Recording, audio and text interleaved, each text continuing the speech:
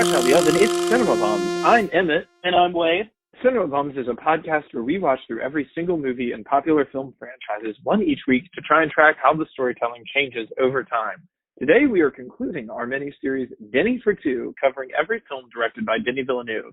We will fully spoil today's film, but we will not spoil any further films in the series because at this moment, there are none. Wade, how are you doing this evening? Emmett, it has been a rough evening, to be honest. Mm-hmm. To peel the curtain back, we've been trying for 3 hours now to record this. We're recording on our phone, so sorry if it doesn't sound as good as normal. But I have Duned so much in the last week, and I haven't been able to talk to you about it at all, so I'm very excited to do that. How are you? Sweet. I'm doing well. It has also been exhausting for me, although perhaps not quite as stressful because I just was letting you deal with that. I'm doing especially well this evening because tonight we are honored to have a special guest. He's a baseball player, a bartender, a kick-ass Blade Runner, perhaps best known to our audience for being one of the greatest karaoke performers to ever grace the stage. Well, we won't say the name of the place on the podcast. Please, keep it on the DL. Keep it on the DL. But you know where. It's Ricky Carroll. Woo! Hey. Hello. Thank you so much for having me. I have to say that it's in true Dune 2021 spirit that our podcast was delayed so heavily. At least it was not a full year like the actual production. Yeah, truly. Well, thank you so much for hanging with us and being here to talk about this film today and to dive into the whole Dune thing of it. So, and a reminder to our listeners, Bumtober is happening on our Instagram at CinemaBums right now, and Halloween is the last day to vote on what our first series of 2022 will be. So go vote, take something short and sweet. Dive into it. Today we're talking about Dune. Mm-hmm. And we're going to go through all of the different iterations of Dune leading up to the 2021 film and talk about our experiences with it. Starting with the Dune novel, originally written in 1965 by Frank Herbert. Emmett, can you summarize as succinctly as possible the premise of Dune and as much as it relates to this movie specifically? It is an ecological study of a fictional planet in a science fiction universe. Ooh.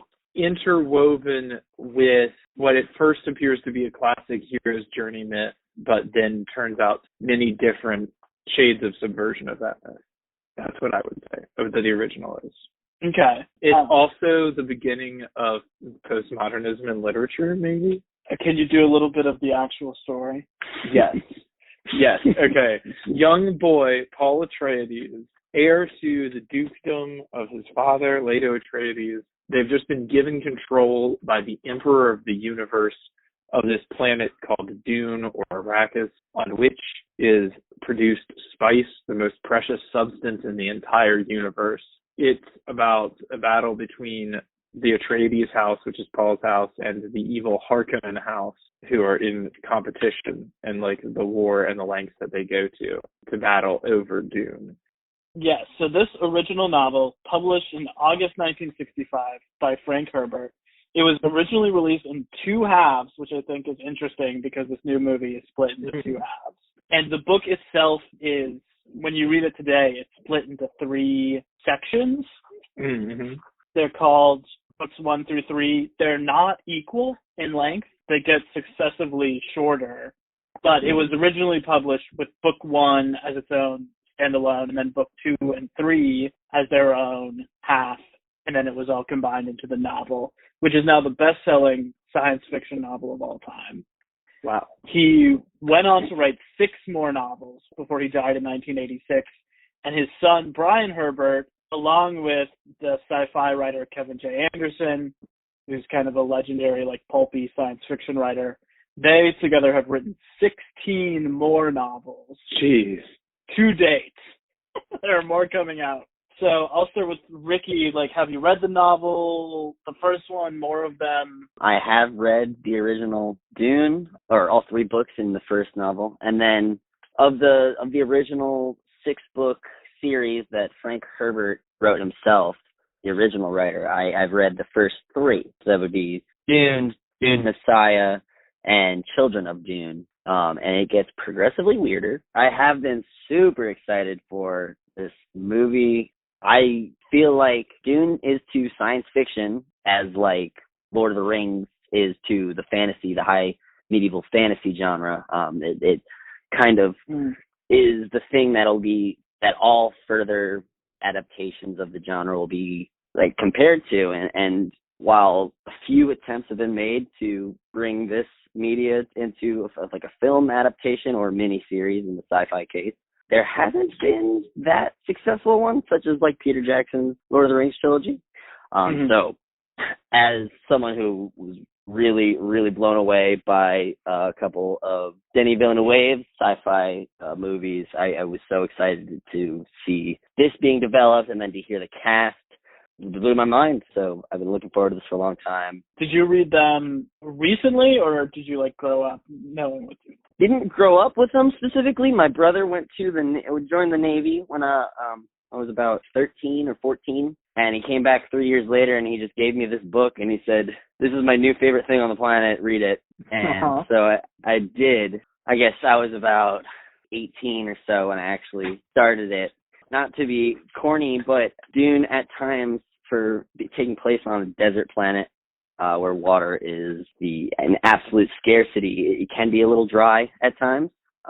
So the audiobook was an absolute lifesaver for me continuing to like get into it.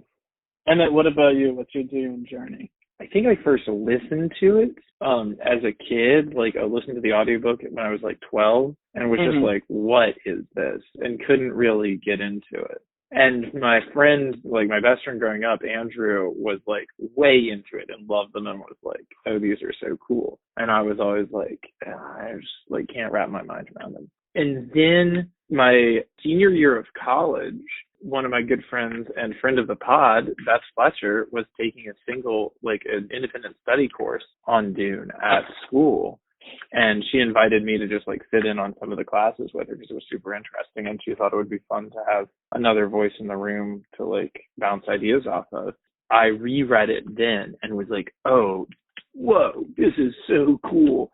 And I was also had the benefit of reading it at the time, like structuredly with a teacher kind of like walking us through it and presenting a bunch of really interesting supplemental materials alongside it. So I got really into like some of the critical theory around it as well, and like stuff from like the 60s and 70s and like ideas that were going into it. And I have since then like knew that I wanted to read all of them. Started that first winter that we lived in Atlanta together is when I read the second and third. And then it was during the pandemic that I read the fourth, fifth, and sixth, like kind of all in a row.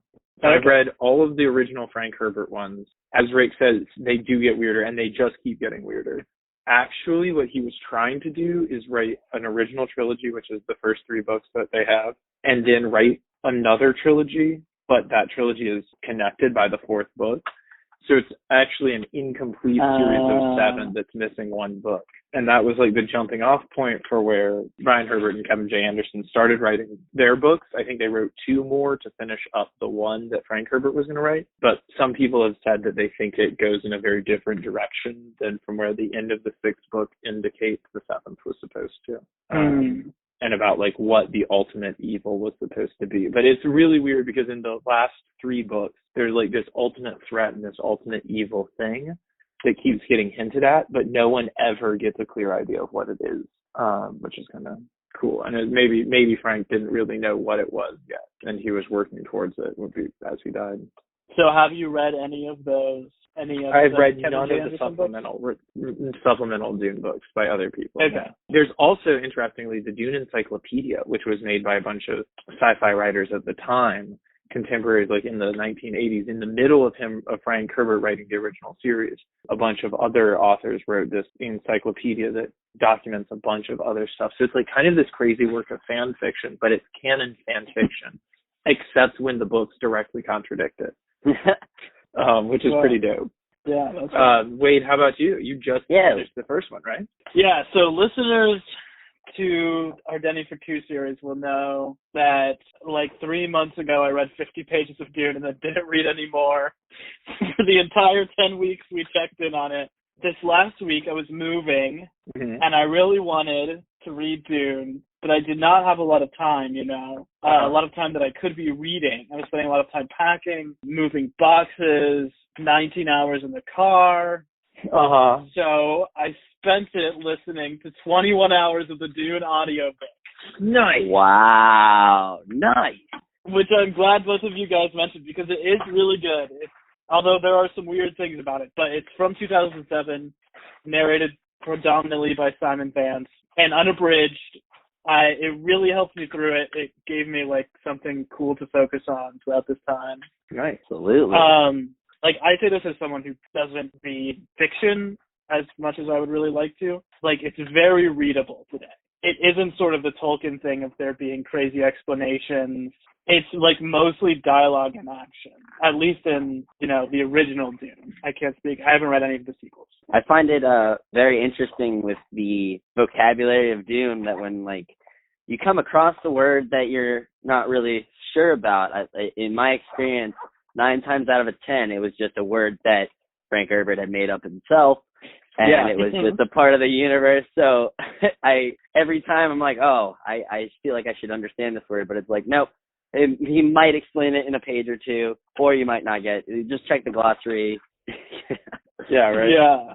I will say I was helped massively, like having seen the trailers and knowing the actors playing the characters, because it was like really easy for me to imagine these actors playing the characters and keep track of them that way. I think without it, it would have definitely been harder to get into at the beginning, because there's a ton of exposition. It was very hard for me to keep Gurney Halleck and Duncan Idaho separate until like the third book. Yeah, they're kind of the same character too. Yeah, especially in the movie. One of them's cool and one of them is folksy. But yeah, in the movie they are even more the same character. Cool. Anything else you want to say about the book before we start talking about the adaptations? Read it. Yeah, I would just want to say that it really is worth it. It is both more and less than you think it is, and that's it. My father told me when he was in, I think, 11th grade, it was just like a regular English class, and they were doing a fiction project, and the class was given the option between 2 fiction books to read, and one of them was Dune, and he was like, no, that's stupid. And the other one was The Two Towers, and I was thinking to myself, like, the choices I got in high school were never that cool or never like that culture defining. He never ended up reading Dune, and I feel bad for him. Wow. The last thing I'll say about the book is there are some twists in the book. If you have watched this movie, those things have not been spoiled for you. I didn't necessarily think it was that kind of a book. And then it got to them and I was like gasping in the U-Haul at some of the revelations. So the first attempt to adapt it was in 1976, started in 1974 when a French company got the rights, and they hired legendary weirdo director Alejandro Jodorowsky to direct it. Yes, so he's a famous director of El Topo and The Holy Mountain, who are like 60s and 70s art films with like a lot of religious and sacrilegious imagery in them. He is like a total megalomaniac and basically thought that he was like, I mean, he has a line in one of the movies that he was directing and playing the main character in where he says, I am God. So that's about where he's at. Yeah, so he had written the script, he had cast it, it was in pre-production. Son was playing Paul, which is interesting with what you just said there, Emmett. Yeah. Orson Welles as the Baron, Salvador Dali as the Emperor, and Mick Jagger as Fade. They were going to hire this special chef for Orson Welles, and like that was the agreement for him to come on and play the Baron. I'm not going to get all the way into it. There's all the stuff with Dali where Dali was like, I want $1 million an hour, and then he like changed it to where they could film all his stuff in an hour. So he would still do it. Damn. And he had Pink Floyd doing the music, which was awesome. But yeah, it fell apart in 1976 when Jodorowsky wouldn't budge on making his version 10 hours long. and he had already spent $2 million of the $9 million budget just on like pre-production. So then they just called it quits. That must have been such an out there idea also for 1974, you said, and less than decade old book with sci-fi in the 70s. That hadn't really been a thing too much. So I can understand that with all the out there kind of expectations the director and producer set for it, then it's going to fall apart. I don't think that was ever really going to see the light of day. Yeah. The silver linings on that, I guess, is firstly that his art team that he assembled himself went in full to go and make 1979's Alien, which is like maybe a hint of some of the direction they could have gone with the art. And there is a documentary, Jodorowsky's Dune, that came out in 2013 that shows like what his vision was for it. Ooh, I need to watch that. Then in 76, this producer, Dino De Laurentiis, gets the rights. He hires Ridley Scott to direct it. Ridley also wants to split it into two movies, and then basically just says, like, it's taking too long, and he leaves to make Blade Runner. Oh, but the thing about that is, too, that when they got the rights, they hired Frank Herbert to write his own screenplay, which was apparently 3 hours long. Of course. But I wonder if that will ever get published, or, like, where that is today, because as far as I know, nothing has happened with it. So David Lynch wrote and directed his own when that fell apart? Yeah, so that falls apart, and the producer hires David Lynch, who we now know for Twin Peaks and Mulholland Drive and a bunch of other iconic weirdo stuff. But this was before all of that. He had made 2 films. He made Eraserhead, and then he made The Elephant Man, which, like, swept the Oscars. He basically had, like, a blank check to go and do what he wanted, and they offered him Dune, and he turned down directing Return of the Jedi to go and direct Dune. Wow. And he made this movie, which does exist and is now out there. It had a $40 million budget. It had music by Toto of Africa fame. It has Kyle MacLachlan in his first on-screen role ever as Paul, Patrick Stewart as Gurney, Sean Young from Blade Runner as Chani, and Sting as Fade. The thing of this is that Lynch wrote and filmed a 3-hour version. And then when he delivered it to the studio, he got locked out of the editor's room. And they cut it down to 2 hours and 15 minutes. And he, like, disowned it. So a lot of versions, when you watch it today, don't even have his name on it. He's still so heartbroken about it, even now. He said that he had no interest in seeing the new one. It's just such a sore memory for him. And I can't really blame the guy. Pour that much heart and soul into something, and then you're just axed at the very end because they just want to put it out there. I mean, I get it that it's fallen apart so many times before that they can't let it happen again. But yeah, you can't help but feel for him.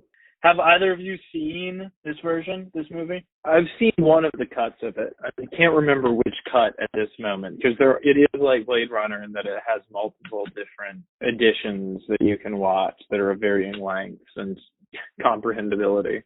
Whatever version they have on HBO right now is the version I watched about a week ago or 2 weeks ago. And that was the first time, and I was very pleasantly surprised for how much I've heard about it. I really enjoyed it. I mean, there was a lot of questionable choices, but they committed to it. Like the internal monologue bits, I really kind of like that in a weird way. Yeah, I also watched it. So I tried to watch it after finishing the book before watching the Denny version, and just couldn't get through it. Then after watching the Denny version, I went back and started from the beginning and watched it all. Yeah, I don't think it's great, but it's actually kind of shocking how similar it is to the Denny version. Yeah. Like, in terms of the scenes that they keep and, like, the flow, even, like, the dialogue they keep from the book, like, they are very similar. There are parts of the Lynch version that I think are better, honestly. I'll be specific with the very beginning, where Gaius, the Reverend Mother, has Paul put his hand in the box. I think David Lynch's is better because it visualizes so much better with the flesh falling off the hand, and it's like the most unbearable pain. Paul at that moment thinks he's lost his hand. Like, it's crazy, but in the newer version, you don't know what's going on inside the box. It's still a very painful experience. But Timothy kind of grunting and squealing. And yeah, the thing that strikes me most about the Lynch version is that it's a good example that just because you explain things doesn't always mean they make sense. Like, it feels like in the Lynch version, probably the studio felt like nobody was going to understand it. Everything that people say is like just explaining how they're feeling, or explaining like literally the plot of what's going on as you watch it. And it's like that actually doesn't necessarily make it more clear. Right. As opposed to the Denny version, which I think kind of explains nothing at all on the opposite spectrum. Right. They are basically diametrically opposed in the show don't tell versus tell and kind of and show, I guess. Yeah. But I do think what the Lynch version is kind of missing is like some sort of mood or cohesion. Absolutely. Like, it is most of the same scenes from the Denny movie and a lot of the same scenes from the entire book, but it's just sort of like a collection of scenes. Like, it doesn't feel connected in that way. And maybe it would if we were watching the 3-hour version, you know? Maybe. I kind of like having that idea that it could have maybe been better. All right, well, keep walking us through the history, Wade. So then in 2000, there's a Sci-Fi Channel mini-series, which is 5 hours long, directed by John Harrison, with Alec Newman as Paul and William Hurt as the Duke Leto. That was really popular. I think the most watched program on Sci-Fi at the time. And then they made a sequel to it in 2003 called Children of Dune, which adapted the second and third books in the series. I haven't seen either of those. Have either of you seen Dune or Children of Dune? I personally have not. I am very interested in finding out where I can watch them. Put that in my back pocket for a rainy day. Yeah, maybe. But I would love to see what Children of Dune would look like. Yeah, it's hard for me to imagine them being very good on a TV budget, but I do see how the book would be good as a TV series. Yeah. As opposed to a movie. Well, then that brings us to the current one that we're talking about. It does. It brings us to Denny's movie, which began in November 2016 when Denny had just released Arrival and just finished filming Blade Runner 2049. Right. And Arrival was getting all those rave reviews and Oscar buzz. The company Legendary Entertainment got the film rights to Dune, and they asked Denny if he wanted to direct it. He had read the book in middle school, and this has always been his dream project. Whoa. This is like the thing that when anyone ever was like, if you could direct anything, what would you do? He would like always say Dune. Damn. And even back to when he was filming Incendies in the country of Jordan, a decade before, he said that he was like scouting the locations there and imagining his Dune filming there, which he then did. Props to that guy. It was his decision to split it into two movies. He wrote the script himself alongside Eric Roth, who's like a veteran screenwriter, worked on Forrest Gump, the most recent Star is Born, and John Spates, who did Prometheus and Doctor Strange, like more modern genre stuff. The three of them all wrote the draft together, and it is the first English language film that Denny has gotten a writing. Also think I read that this is the first movie that he produced, that he directed. Oh, that's interesting. That is probably true. I think that his wife produces some of his stuff along with him too. He cast Timothy first before he cast anyone else, which is because he had seen him in Call Me By Your Name, like during that Oscar run. And apparently Timothy had previously auditioned to be the kid in Prisoners and had not gotten it, which is funny. But Denny said that his goals with this movie were to bring out Paul's arc throughout the first half of the movie, to focus on the women of the book and really bring them to the forefront, and to make it his like poppiest, most accessible film that he personally had made. So how do we think he did on accomplishing those? It's interesting that you say that about bringing out Paul's art, because when I think about Dune, I think of it as being Paul's art. But in the beginning of the first book, it is really like a jumble of a bunch of different POVs. And eventually you realize Paul is going to be the protagonist. He did a good job with that. The first third, the book one of Dune, has like 30 chapters. Paul is probably in like 5.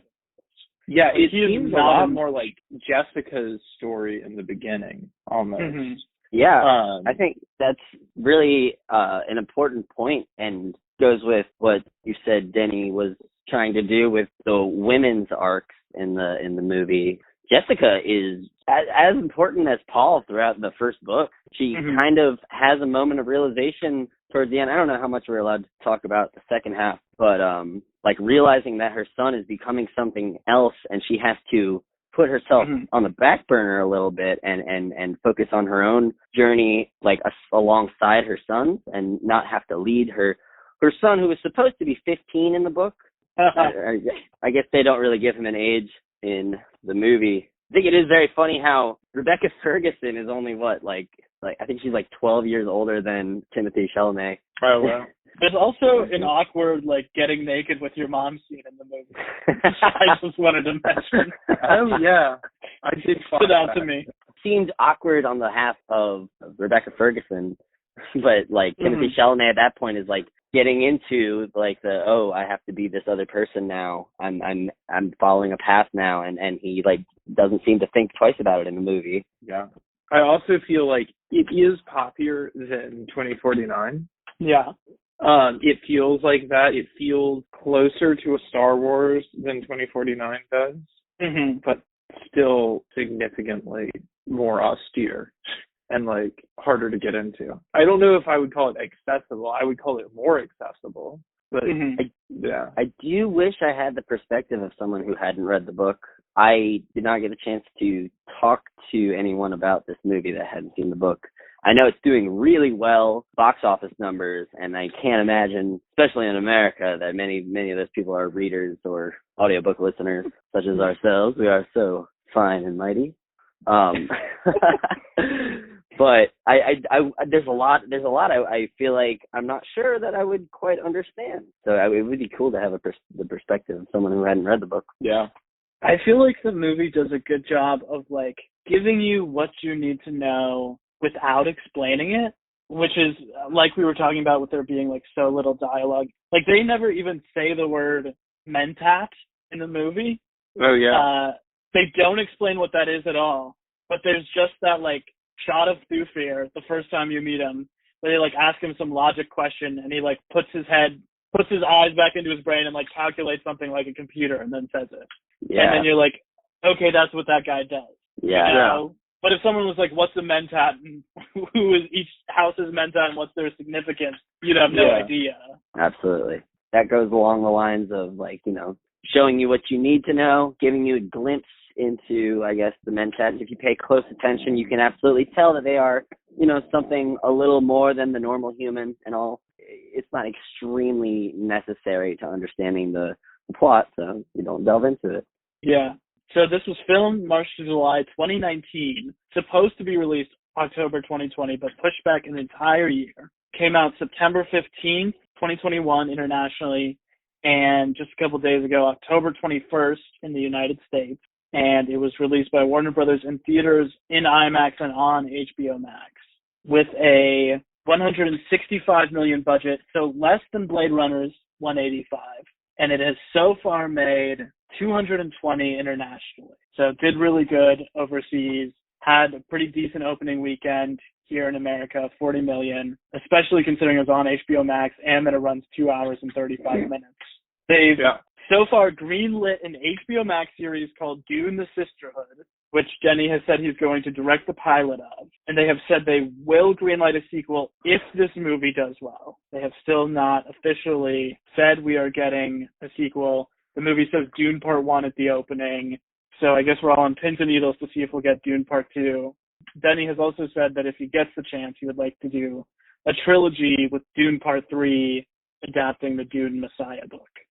I love that idea. When I first read Dune Messiah, I was blown away. I really, really liked it. I thought it was like the perfect continuation of the story that was left off, because the original book kind of ends in a hurry. The falling action of the book is very short. Oh yeah, it just stops. There's like a couple pages. Yeah. I mean, I think they're still in the room where the stuff goes down when the final pages come. And I think so. So yeah, I really like the idea of Dune Messiah being adapted. Even if none of the other ones get adapted, I would definitely be happy with just these three. And I think Messiah can be done in one movie.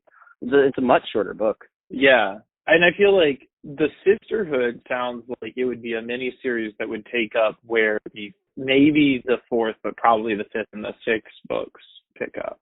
Because are we thinking that's about the Bene Gesserit when it says the sisterhood? Absolutely. That is the sisterhood they're talking about. And the Bene Gesserit are a huge part. I mean, the main characters of the fifth and sixth books are Bene Gesserit. Makes it a little bit more palatable that they aren't quite fleshed out in this movie, that they're getting their own thing dedicated to them. Yeah.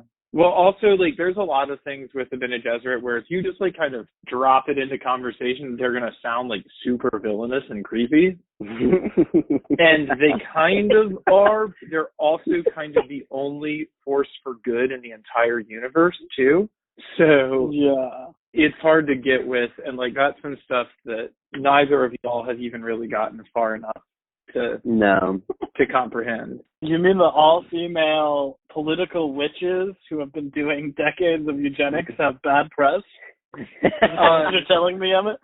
Yeah, and they're also Jedi. True, they are the inspiration for Jedi. They really are, yeah. Man, that's something that I didn't say when I was talking about the book, but it is, like, wild how much of Star Wars, how much of Game of Thrones, even stuff like Black Panther or Watchmen or Arrival, like, how much this book is the template for big things that have come after.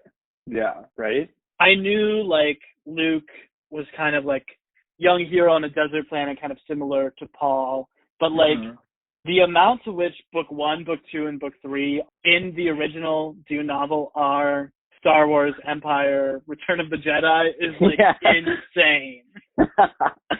Yeah. There is even a very similar twist, which I want to talk about later, but I won't spoil here. But, yeah, like, down to the letter, it's crazy how much this has expired so much other stuff.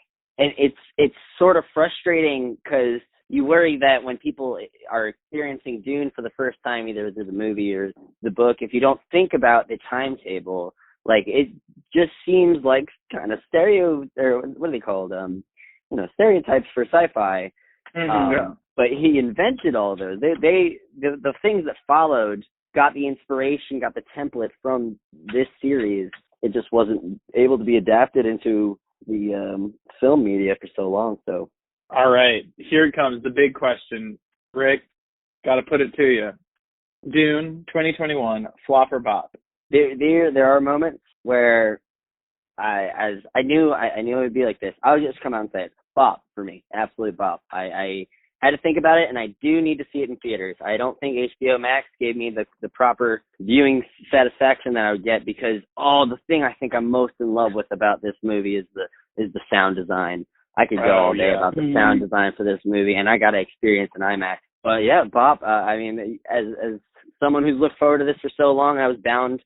My expectations were too high, and I knew that already. Yeah. My brother told me, we've talked about the development of this movie for a while, and he recreated the litany against fear. He said, "I must not hype. Hype is the mind killer. Hype is the little death." And that's what I did. Bob, I can't wait to see it again, and I'm excited for the direction they're going to take the rest of this. And hell yeah, Wade, flop or bop? A bop for me too. I really liked it. You know, it's been a really long time since I've had this experience of, like, picturing a movie in my head from the book and then, like, seeing it and comparing it, which is honestly not an experience that I loved. But I did really like it, and it totally made sense to me as, like, Denis Villeneuve's Dune. It absolutely made sense that these are the things he would love about the book. Like, this is what he would bring to the forefront, having seen his other stuff. I don't think it's necessarily, like, the definitive, like, I think there can be other adaptations in the future. There are still things that have not been mined in the book. But I think in terms of just, like, giving it such a mood and really great casting, sound, and costume design. Yeah, great costume design. For Rebecca Ferguson in particular. I loved it. I watched it in IMAX. It was awesome on the big screen and with the big sound. It's not filmed entirely in IMAX, which I thought it was. So for me, I'll just say that, like, quickly, it was, like, a little distracting. Like, the aspect ratio just, like, changed from shot to shot. Oh, that's weird. normally they either film the entire movie in IMAX or you'll get like a big action scene that's entirely in IMAX and then the rest of the movie is in the other aspect ratio. But this, it was like just like varied from shot to shot, the whole movie. So that was like a little distracting for me. I do really want to watch it a second time because I don't know if this was your guys' experience. Like the last hour of the movie, I was like, this is where they're going to cut it. This is where they're going to cut it. This is where they're going to cut it. To that point, I love where they cut it. I gotta say, I did have the same experience because I refused to check how far along I was on the streaming service. But I liked where they cut it. I liked it. I think where they cut it is the best place for the second movie. Like, they have gotten through a lot of the stuff that would be weird at the beginning of the second movie. Right. I definitely think that. Emmett, flop or bop? I think it's a bop. I think it is a really gorgeous adaptation on the scale of Peter Jackson's Lord of the Rings. And I think that if, God willing, we get the sequel and the Dune Messiah thing, I think that those three movies, if he's able to do his whole idea with them, will stand as a trilogy, as a science fiction trilogy as important in film as Lord of the Rings was 20 years ago. I think it's awesome. I think it is very much the first film, which it has all of those first film problems of series of being kind of slow and all about the exposition. But I think he does it in a way that is beautiful and is not boring. It's just easing you into it. I agree that the casting is incredible. The costumes are beautiful. I think the way it looks is great. Unfortunately, the theater I saw it in, the brightness was just down on the screen, but I watched I went back and watched the first 20 minutes again on my computer, and it looked really good. So I think that may have just been a theater issue, not that the movie overall was too dark. He did such a great job compared to Lynch, really. I felt like I was in Dune. I felt like I was on Arrakis. The atmosphere that he created was tangible. I loved it. And then, Zimmer put in an all-time performance. Mm-hmm. Yeah. Zimmer was a big fan of the books as well. And he always works with, how he always works with Christopher Nolan. And he turned down Tenet movie to do Dune with Villeneuve, which I think is very cool. And I think it shows how much he cared about the product. Yeah, the score goes so hard. It's just bagpipes and a woman yelling turns up to 11. Another fun fact is that I'm not sure. 2021, anything you read on the internet can be true or false, but you just present it as facts and be confident. But I read that the man in the bagpipes when they arrive on Arrakis in front of the Atreides brigade is Hans Zimmer with the bagpipes. Whoa. Whoa. I thought all of those scenes had a stateliness and a visual formality to them that I feel a lot of Star Wars scenes where they're trying to impress you with the size and the formality of the thing don't achieve because it's not in the movement of the camera, if that makes sense. That is such a good point. In what is it, Force Awakens, when they show the First Order on Starkiller Base or whatever, they're numbers, men yelling, and you're oh, that's impressive. But then this, it's you just feel it. You get the point. One of my favorite scenes in the movie is Salusa Secundus, right? Sardaukar homeworld with the throat singing and the upside down crucified bodies and the blood. Yeah. Just the imposing of that evil regime. That's pretty nuts. To that point, I was really struck by how unbusy the frame is a lot of the time. Yeah. Looks almost like illustrations in a D&D book or a fantasy map at the beginning of a book. It all seems so purposefully placed, but you really get a sense of where everything is in relation to everything else. Yeah. It doesn't feel like they're trying to impress you by cramming in details in every inch of the frame. Yeah. I noticed especially in the beginning when they're flying over Arrakeen, and it's this miniatures, and it's very clearly miniatures, but it looks beautiful. I thought that was cool. And to the other point too, I think that there is a surprising amount of gross horror in this movie. thinking especially about like the spider dog whose legs are all human hands. Oh, horrible. Oh I just my want to talk about god. that for a minute. Oh Because my it has god. stuck with me. All I Yeah. have to tell you is read through book 5 of the Frank Herbert stuff, and that'll start to make sense. Or do a quick Google search on the Benny Tlaylax if you want to get real grossed out. Look up the axolotl tanks. I think Stellan Skarsgård was fantastic. Disgusting. Beast Raban, what's his name? Batista was really imposing but sickly, and I think that does a really good job of staying true to how the Harkonnens are supposed to look. The horror aspect of the gross parts was done really well. Yeah. Yeah, and I agree with you about Skarsgård because so much of the book is spent on the bad guys.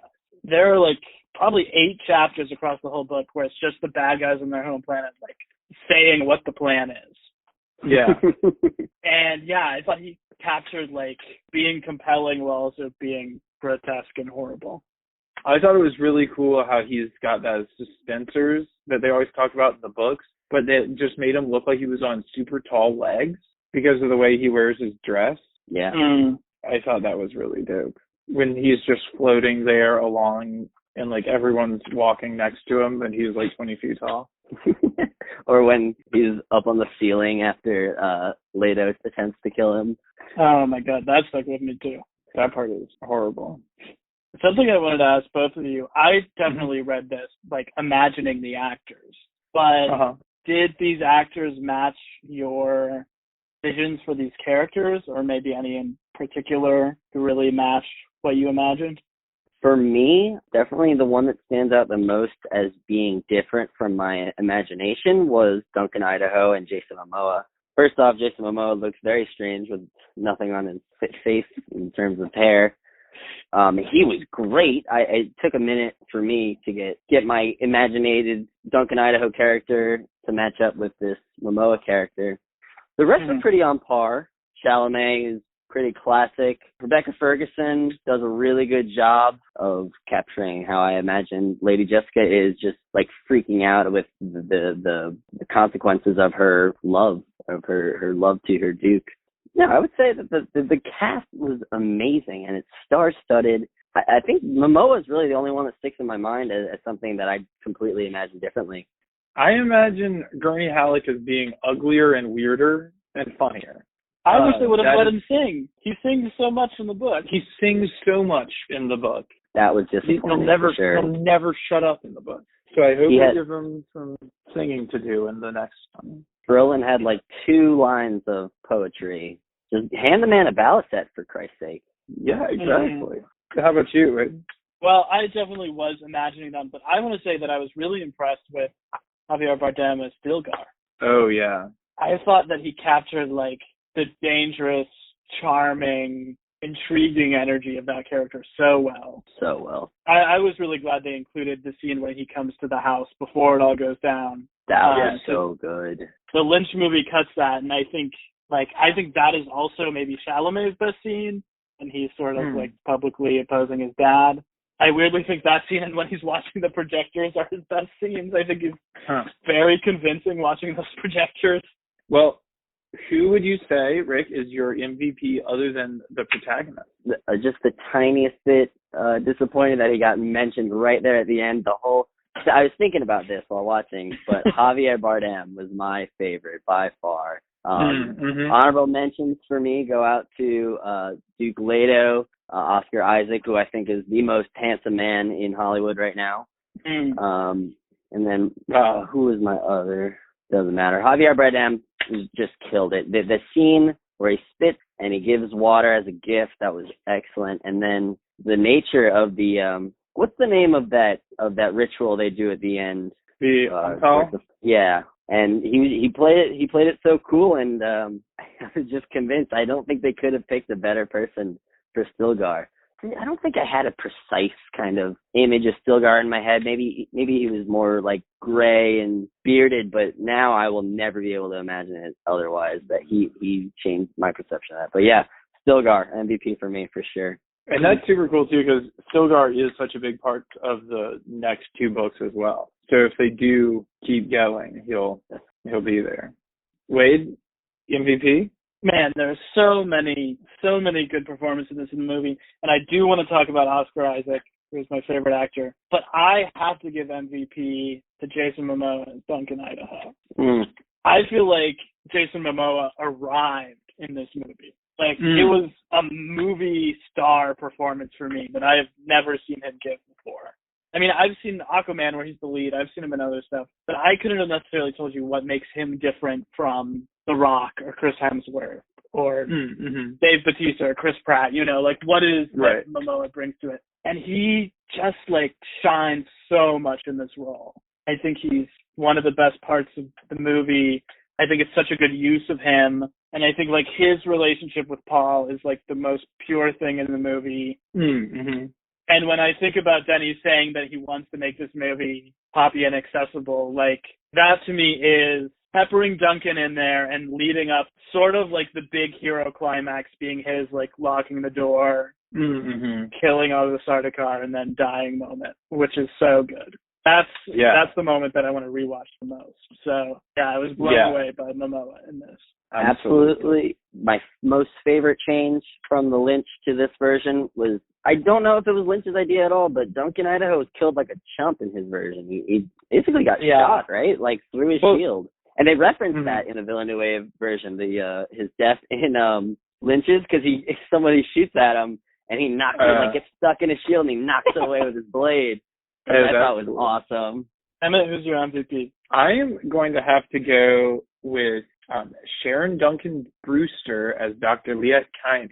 Ooh. I think that she was incredible in a role that is, like, very pivotal in the book, but like is not necessarily immediately suggests itself to be like a very fun role to play. She's my favorite character in the book. Yeah, right. I love her in the book and in this movie too. And this is like one of the, I think this is like the only character that they decided to do this with, but it is a change of gender from the book. Dr. Kynes, I believe, is a man in the book. She was like very good in every scene, I feel like. The movie was definitely better for just having her as the actress. No matter the gender, just that person in that role was perfect. The Kynes' death in the book is like a really emotional and slow part.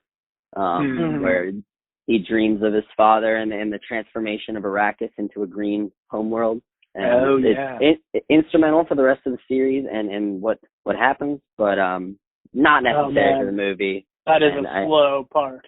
That is a tough part of the book to get through. Couldn't put that in the book. I like what they did with it in this movie. The Calling of the Worm, that was very well done. They don't mention in the movie, so far at least, that she is Zendaya's mother. Oh, yeah. Is that right? Yeah. I forgot that Chani is Kynes' daughter. Okay, well, can we do a brief little spoiler section? Yes. That maybe people who have just watched this movie can fast forward a couple minutes. But speaking of mothers, I wanted to talk about specifically, I was like shocked that they left out the twist that Lady Jessica is the Baron's daughter. Yeah. I think we will get that in the next movie. They're definitely not going to ignore it, for sure. They're not going to ignore it because it is crucially important to, like, why Alia is the way she is, why Paul is the way he is, and why their kids go on to do the things that they do. Was that a revelation made in this part of the book that they covered? Yeah, it's the very last scene of book one, which is the scene where it's just Paul and Jessica. They're like hopeless in the desert after they've crashed.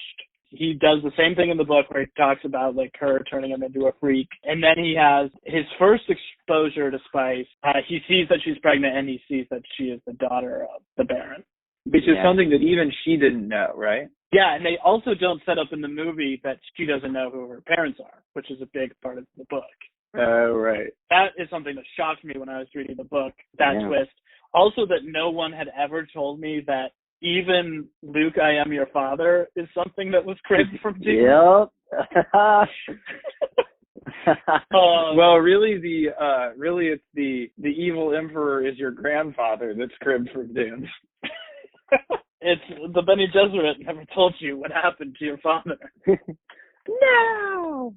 It's not a story the Bene Gesserit will tell you.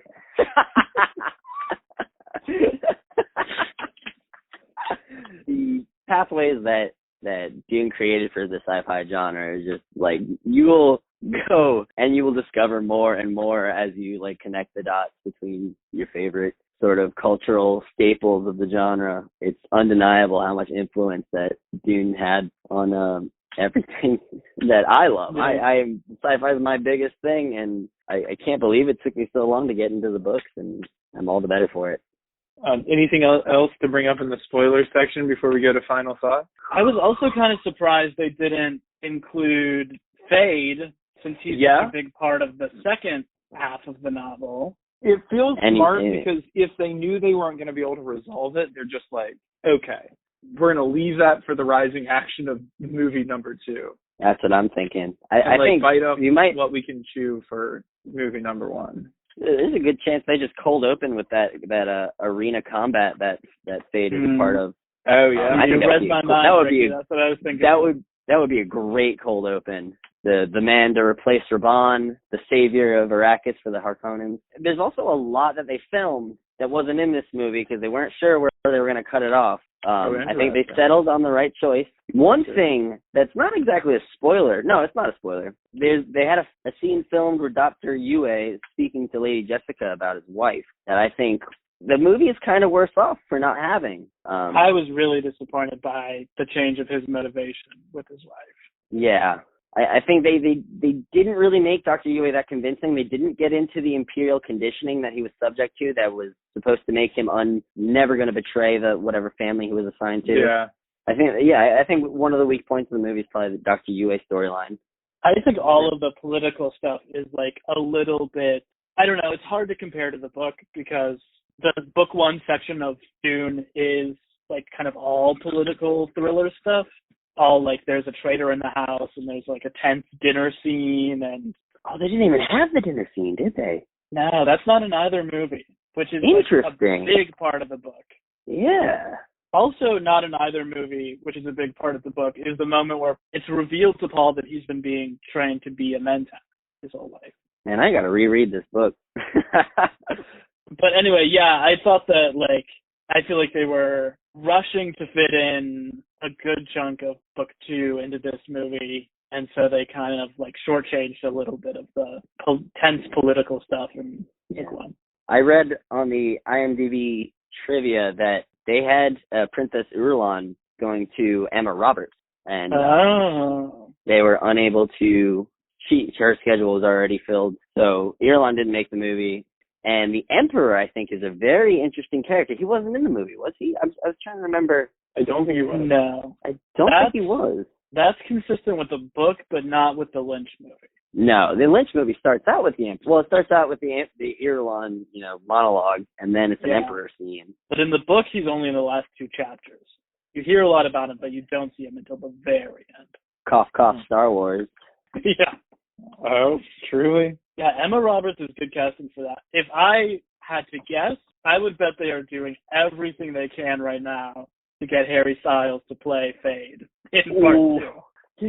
If I were, I think he has to be like a pretty competitor to Paul. Like he's like the anti-Paul. You're right. I don't know. That's just my guess. That would be an interesting choice. I could see that. Okay, I would say end spoilers here, unless we have anything else to say about that. Rick, do you have any final thoughts? I will say, not about Dune specifically, but more Denny. I personally think that Villeneuve is probably the best sci-fi director of the last 10 years. When did Arrival come out? 2016? Yeah. Mm-hmm.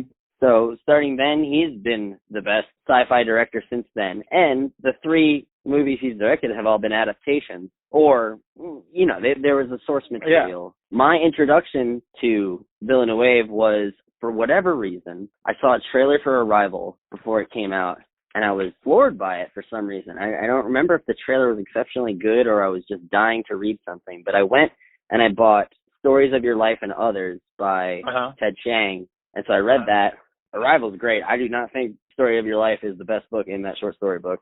That was an awesome surprise thing that I found. And then I watched the movie and I was floored. I feel like it's kind of a broken record with your guests on this miniseries, but yeah, the Villeneuve movies I've seen are Arrival and Blade Runner 2049. Big thrill. Right.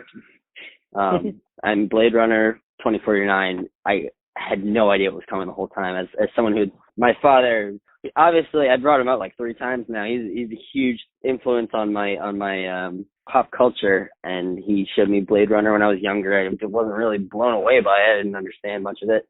And then I watched it when I was older, and I liked it. And then 2049, I like it better than the original. I think I heard somebody else on your podcast say that. Yeah. So yeah, Villeneuve, I salute him. He's done it once again. I think if his goal was to direct a Dune movie, I think he set himself up very well by adapting 2 other books / pre-existing media icons into movies before being like, I'm ready, the people are ready to see my product. Mm-hmm. And yeah, I'm so glad you guys did this series. This is, oh yeah, I've learned a lot. But yeah, those are my final thoughts. Dune is great. It's one of my favorite series. I'm more excited for Messiah than anything, really. Yeah. I'm like, let's get weird.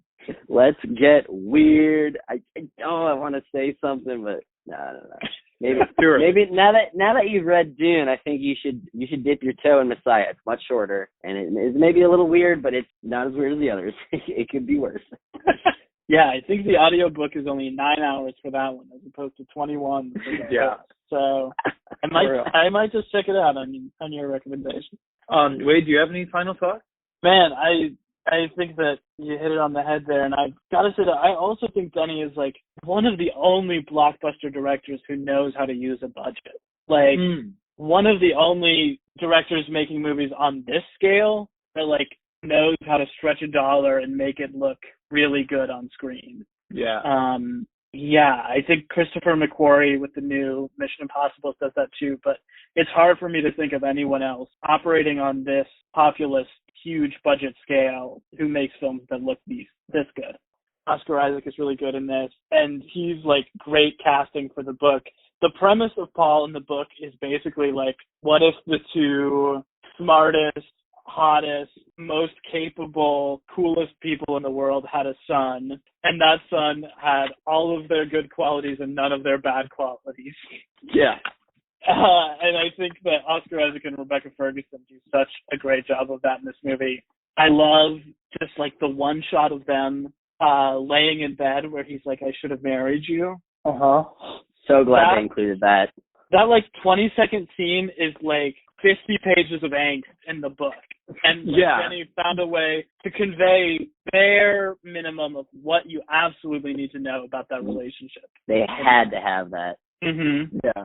So I love that. Another brief moment I want to mention is Rebecca Ferguson standing outside the door while Paul is getting the ganja bar. It is to me like not Chalamet's acting. I guess we didn't do everyday Chalamet in this episode. Maybe I'll give that to you, Emma. It is like her fear and her like muscle memory of her hand of what happened to her that like sells the pain in that moment. Oh, I didn't ever notice that. So I love that. And I would say like if you like the movie, check out the book. It's very readable for a book from the 60s, and like you have just sort of skimmed the surface of what's going on in the book. Emmett, final thoughts, and I'll give Everyday Chalamet to you. Final thoughts. I've been thinking about this movie since it was announced in 2016, like when I was taking that independent study class on the book, or like when Beth was and I was taking it alongside her. Like Rick said, that like you hype something up for so long, there's going to be disappointment. I am excited to watch this movie again, knowing what it is, to like re-experience it on its own terms instead of like comparing it to my internal Dune movie, you know? I think it's truly excellent. I compare it to The Lord of the Rings because it feels like movies that I can watch again and again and get different things from, or like return to a whole world and like return to a feeling with it. It makes me think about the parts of the book that aren't in it in ways that are constructive, like I can visualize it in this world. We should keep letting Denis Villeneuve make science fiction movies. Mm-hmm. Everyday Chalamet, he was in this movie. He was often very sad or angry in this movie. You know, that's fun. I feel like when I compare, like I think his best performance is in Little Women. It hasn't touched that yet. With Paul, yeah, Chalamet was there and he accomplished the job. But it's like I tried to mention earlier, it's hard to do such a like character that's burdened with purpose, which I think is from Dune. Yeah. Because like, that's kind of been done by so many movies over time. Like Luke Skywalker was burdened with being the last of the Jedi and avenging his father for a time. Mm-hmm. But something that I hope they get into, and I really trust that Denny will find a way to make like very palpable, is the white messiah aspect of so much media from especially like the early 60s and stuff, where it's like this white man from off-world comes to this Fremen culture, which is heavily influenced by Arab culture, and he's just going to save them, but it's not how it looks. I'm excited to see where they go with that. I think Chalamet in the second part will have a lot more to work with than in this part, where he just kind of, things are happening and he's realizing that he has a burden and he has to deal with that and he has to learn from it. I think Chalamet has a lot to work with coming up, which is really good. Yeah, they have sort of cut it exactly before things get really weird and complicated. Yeah. Absolutely. I would say, to that point, like, the only time I felt a little icky about the white savior stuff in the movie is, like, the ritual combat bit, which I know is, like, from the book, but just with it ending the movie, I was like, now we gotta get hyped up for this little white boy to kill a black man. Yeah. That was, like, made me feel a little uncomfortable watching it the first time, although I don't really know how else they do it, but... Yeah. Final thoughts. I can't believe how little we mentioned Zendaya. Gorgeous human being. Absolutely glad she was in this. I feel bad for anyone that walked into this movie blind and saw Zendaya as like the second build character and that she was in it for like 5 minutes. Yeah. But again, a lot more to work with in the second movie. Yeah, this movie takes place in a science fiction world where having recurring dreams about Zendaya is rare and not the human experience. Yeah, exactly. Am I the Lisan Al-Gaid?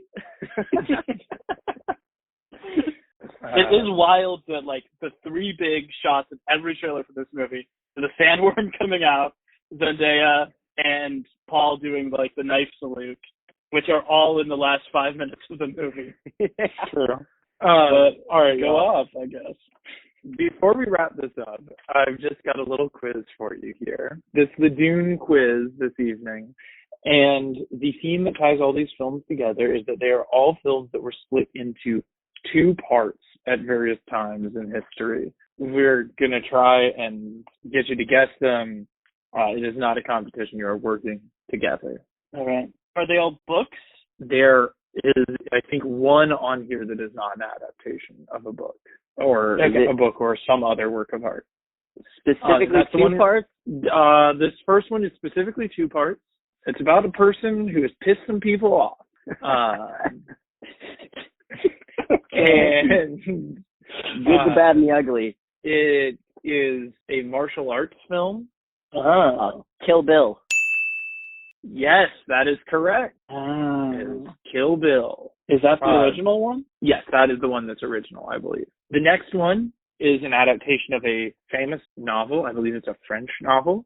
It was filmed, I think, in the 60s or 70s, and it was originally filmed to be 1 movie, but then was split into 2 movies. It's about some jolly Frenchmen with swords who go around swashbuckling things. The 3 Musketeers? Yes, and then predictably, the second film was called The 4 Musketeers. That is correct. Is that right? Oh, wow. Yeah, exactly. All right. The next film is a movie about a young woman who leads a revolution. This film is based on the 3rd installment in the series. Mockingjay? Oh, Mockingjay. Yes, that is correct. Yeah. Then this next one is adapted from a famous anime. It was a 2-part movie. Both parts came out in 2015. I think they came out a month apart from each other. But it's a live-action adaptation? I think it was an animated film as well. But it's just an animated theatrical release film of a famous anime long-running TV series that has to do with giants that roam outside of a walled city. An Attack on Titan? It is Attack on Titan. Nice. I didn't know there were movies. I didn't either until I made this list. The next one on this list is essentially like an after-school special about why not to marry your high school boyfriend. Okay. But it was also part of a wildly popular film and book franchise. Oh, I know this. Okay, what is it? I don't know. Can you give us a little more on it? The premise? Is it 50 Shades? No, but you're close. The premise. Oh, is it Twilight? Yes. Oh, okay. Breaking Dawn. All right, the next movie on this list, it's the concluding chapter of the story of an emotionally disturbed young man who... Harry Potter? Yes. Yeah. Emotionally disturbed young man. All right, the last one on this list is another adaptation from a book. This book is a book about why it's dangerous to have people over for brunch and like the things that can come from inviting the wrong sort of people over to brunch. Godfather? No, although great guess. Yes. It was turned into a 3-part movie, so The Godfather would have also worked for that as well. And The Hobbit. Yes, that is correct. Yeah, that's perfect. All right, y'all have won the game. Woo. That is all we have for this week. Rick, do you have any anywhere the people can find your lovely voice or any projects that you're currently working on that you would like to plug? Fortunately, no projects or anything. My name is Ricky Carroll, at Ricky Carroll _ on Twitter and Instagram, but I don't use those much. You can just find me in the wild on Okeechobee Island or anywhere up the Outer Banks. You can find a spotting of me, maybe in Raleigh, maybe in New York. You never know. You found a wild Rick. It's super aggressive. Not really. He's really sweet. Although one time he did say we were going to fight on site. That was the first time I met you. Emmett was ready, though. Emmett pulled up to my house and he said, "Let's go." And the rest is history. Dude, thanks for being here so much, Ricky.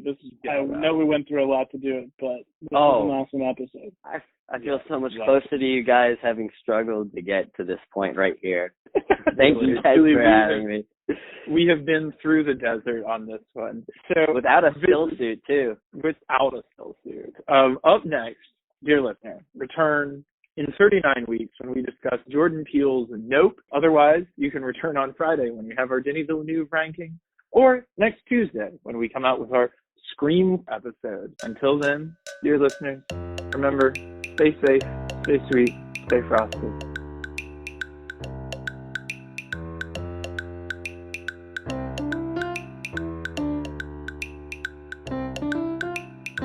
Cinema Bums is a production of DKG Podcasts. It is created and produced by Wade Lawrence Holloman and me, Emmett Temple. Wade also edits and mixes the podcast. Our theme music is by Zane Holloman, who you can find on Bandcamp, and our show art is by Autumn Beckner. Our social media is managed by Laura Bennett. If you like what you hear, please tell all your friends and leave us a 5-star review on Apple Podcasts, the 2 best ways to spread the word about our work. You can also follow us on Instagram at CinemaBums or email us at cinemabumspod@gmail.com. Don't flake on us. We'll be back next week.